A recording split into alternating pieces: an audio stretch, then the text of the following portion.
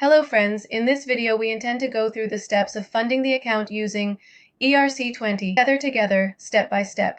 We enter the trading cabin at Libertex Broker to fund the account via deposit, and we choose ERC20 Tether. Enter the amount, and note the $50 minimum.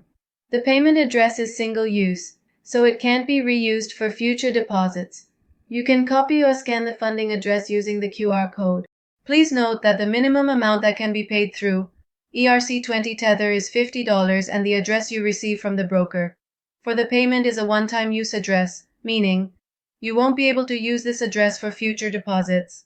In this section, you can copy the funding address or scan it using the QR code.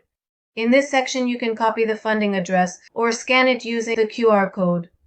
Click the QR code, refresh the page to see your increased amount. Future videos will cover withdrawing from Libertex Broker step by step. And after refreshing the page, we click on the balance in this section, and as you can see, your available amount has increased.